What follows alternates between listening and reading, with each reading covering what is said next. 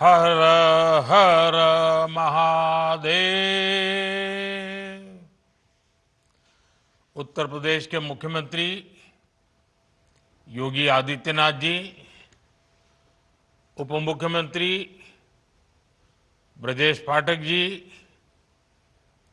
UP सरकार में मंत्री भाई रविंद्र जायसवाल, दयाशंकर जी, गिरीश यादव जी, बनारस के मेयर भाई अशोक तिवारी जी, अन्य जनप्रतिनिधिगण, वॉलीबॉल एसोसिएशन के सभी पदाधिकारी, देश भर से आए सभी खिलाड़ी, काशी के मेरे परिवारजनों, नमस्कार। आज काशी के सांसद के नाते आप सभी खिलाड़ियों का स्वागत और अभिनंदन करते हुए मुझे बहुत खुशी हो रही है। आज से काशी में नेशनल वॉलीबॉल चैंपियनशिप का शुभारंभ हो रहा है। आप सभी खिलाड़ी बहुत कड़ी मेहनत के बाद इस नेशनल टूर्नामेंट तक पहुंचे हैं। आपने जो मेहनत की है, आने वाले दिनों में काशी के मैदान पर उसकी परीक्षा होगी। वैसे मुझे बताया गया है कि देश के 28 राज्यों की टीमें यहां जुटी है, यानी आप सब एक भारत श्रेष्ठ भारत की बहुत सुंदर तस्वीर भी प्रस्तुत कर रहे हैं। मैं चैंपियनशिप में हिस्सा ले रहे सभी खिलाड़ियों को बहुत बहुत शुभकामनाएं देता हूं।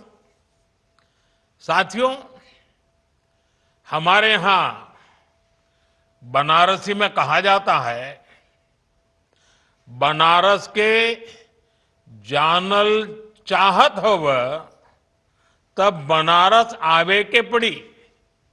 तो आप लोग बनारस आ गए हैं और अब बनारस को जान भी जाएंगे।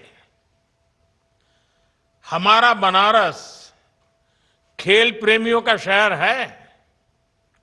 कुश्ती, कुश्ती के अखाड़े, मुक्केबाजी, नौका दौड़, कबड्डी, ऐसे कई खेल यहां बहुत मशहूर है। बनारस ने कई खेलों के नेशनल खिलाड़ी भी दिए हैं। Banaras Hindu university, UP college, Kashi Vidyapith जैसे शिक्षा संस्थानों के खिलाड़ी राज्य और राष्ट्रीय स्तर पर छाए रहे हैं। और काशी तो हजारों वर्षों से उन सब का सत्कार करती आई है जो ज्ञान और कला की साधना के लिए यहां जाते हैं। और इसलिए मुझे विश्वास है, नेशनल वॉलीबॉल चैंपियनशिप के दौरान बनारस का जोश हाई हो रहेगा। आप सभी खिलाड़ियों को उत्साह बढ़ाने वाले दर्शक भी मिलेंगे और काशी की आतिथ्य परंपरा को जीने का अवसर भी मिलेगा। साथियों, वॉलीबॉल एक साधारण स्पोर्ट नहीं है। नेट के इस पार और उस पार दोनों तरफ यह संतुलन का खेल है, यह सहयोग का खेल है और इस खेल में संकल्प शक्ति भी दिखती है। यानी बॉल को हर कीमत पर ऊपर ही उठाना है। वॉलीबॉल हमें टीम स्पिरिट से जोड़ती है। वॉलीबॉल के हर खिलाड़ी का मंत्र होता है टीम फर्स्ट। हर कोई भले ही अलग अलग स्किल्स का हो, लेकिन सभी प्लेयर्स अपनी टीम की जीत के लिए खेलते हैं। और मैं तो भारत की डेवलपमेंट स्टोरी और वॉलीबॉल में भी बहुत सी बातें कॉमन देखता हूं। वॉलीबॉल हमें सिखाती है कि कोई भी जीत अकेले नहीं होती। हमारी जीत हमारे कोऑर्डिनेशन, हमारे विश्वास और हमारी टीम की तत्परता पर निर्भर होती है।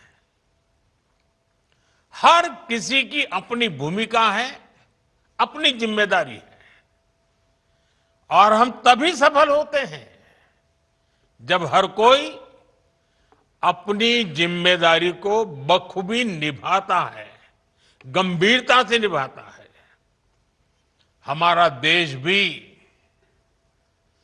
इसी तरह आगे बढ़ रहा है। स्वच्छता से डिजिटल पेमेंट तक और एक पेड़ मां के नाम से लेकर विकसित भारत के अभियान तक हम इसलिए प्रगति कर रहे हैं क्योंकि देश का हर एक जन, हर एक वर्ग, हर प्रांत एक सामूहिक चेतना से, इंडिया फर्स्ट की भावना से देश के लिए काम कर रहा है। साथियों, आजकल दुनिया में भारत की ग्रोथ की, हमारी इकोनॉमी की भूरी भूरी प्रशंसा हो रही है। लेकिन जब देश विकास करता है तो ये प्रगति सिर्फ आर्थिक मोर्चे तक सीमित नहीं रहती। ये आत्मविश्वास खेल के मैदान पर भी दिखता है। यही हम बीते कुछ सालों में हर स्पोर्ट्स में देख रहे हैं। साल 2014 के बाद से अलग अलग खेलों में भारत का प्रदर्शन लगातार बेहतर हुआ है। हमें बहुत गर्व होता है जब जैन जी को खेल के मैदान पर तिरंगा फहराते देखते हैं। साथियों, एक समय था जब खेलों को लेकर सरकार और समाज दोनों में ही उदासीनता का भाव था। इस वजह से खिलाड़ियों में भी अपने भविष्य को लेकर आशंकाएं रहती थी। बहुत कम युवा स्पोर्ट्स को करियर की तरह अपनाते थे। लेकिन बीते दशक में स्पोर्ट्स को लेकर सरकार और समाज दोनों की ही सोच में बदलाव दिख रहा है।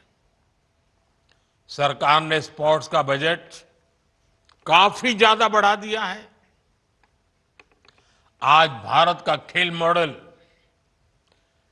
एथलीट सेंट्रिक हो गया है। टैलेंट की पहचान, साइंटिफिक ट्रेनिंग, उनके न्यूट्रिशन का ध्यान और पारदर्शी चयन अब हर स्तर पर खिलाड़ियों के हितों को सर्वोपरि रखा जाता है। साथियों, आज देश रिफॉर्म एक्सप्रेस पर सवार है। देश का हर सेक्टर, हर डेवलपमेंट डेस्टिनेशन इस रिफॉर्म एक्सप्रेस से जुड़ रहा है।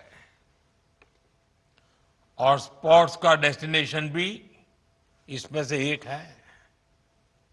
स्पोर्ट्स सेक्टर में भी सरकार ने बड़े रिफॉर्म्स किए हैं। नेशनल स्पोर्ट्स गवर्नेंस एक्ट और खेलो भारत नीति 2025, इस प्रकार के प्रावधानों से सही टैलेंट को अवसर मिलेगा। खेल संगठनों में ट्रांसपेरेंसी बढ़ेगी। देश के युवाओं को स्पोर्ट्स और एजुकेशन दोनों ही क्षेत्रों में एक साथ आगे बढ़ने का अवसर मिलेगा। साथियों, आज टॉप्स जैसे इनिशिएटिव से भारत में स्पोर्ट्स इकोसिस्टम ट्रांसफॉर्म हो रहा है। एक तरफ हम अच्छा इंफ्रास्ट्रक्चर और फंडिंग मैकेनिज्म तैयार कर रहे हैं और इसके साथ ही नौजवानों को शानदार एक्सपोजर देने के लिए भी काम कर रहे हैं। आपने गौर किया होगा, बीते दशक में कई शहरों में फीफा अंडर 17 विश्व कप, हॉकी विश्व कप, चेस से जुड़े बड़े इवेंट्स, ऐसे 20 से अधिक प्रमुख अंतर्राष्ट्रीय कार्यक्रम आयोजित किए हैं। 2030 के कॉमनवेल्थ गेम्स भी भारत में ही होने जा रहे हैं। भारत पूरी मजबूती से 2036 ओलंपिक की मेजबानी के लिए भी तैयारी कर रहा है। इसके पीछे प्रयास है कि ज्यादा से ज्यादा खिलाड़ियों को ज्यादा से ज्यादा खेलने के मौके मिले। साथियों, हम स्कूल स्तर पर भी खिलाड़ियों को ओलंपिक स्पोर्ट्स का एक्सपोजर देने में जुटे हैं। खेलो इंडिया अभियान की वजह से सैकड़ों युवाओं को नेशनल स्तर पर आगे आने का मौका मिला है। अभी कुछ दिन पहले ही सांसद खेल महोत्सव का भी समापन हुआ है। इसमें भी करीब करीब 1 करोड़ युवाओं ने अपनी प्रतिभा दिखाई है।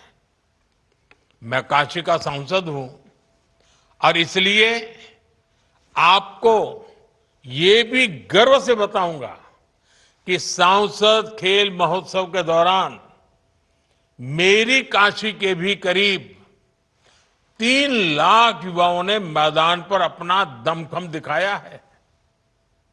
साथियों, स्पोर्ट्स इंफ्रास्ट्रक्चर को लेकर जो बदलाव आया है, उसका लाभ काशी को भी मिल रहा है। काशी में आधुनिक खेल सुविधाएं बन रही हैं। अलग अलग खेलों से जुड़े स्टेडियम बन रहे हैं। नए स्पोर्ट्स कॉम्प्लेक्स में आसपास के जिलों के खिलाड़ियों को भी ट्रेनिंग का मौका मिल रहा है। आप आज जिस सीघरा स्टेडियम में खड़े हैं, ये भी अनेक आधुनिक सुविधाओं से लैस हो गया है। साथियों, मुझे खुशी है कि काशी बड़े इवेंट्स के लिए तैयार हो रही है। वॉलीबॉल के नेशनल कंपटीशन के लिए देश के स्पोर्टिंग मैप में जगह बनाना भी काशी के लिए बहुत अहम है। और इस स्पोर्ट्स इवेंट से पहले भी काशी में ऐसे कई आयोजन हुए हैं, जिससे यहां के लोगों को, यहां की लोकल इकोनॉमी को परफॉर्म करने के बड़े अवसर मिले हैं।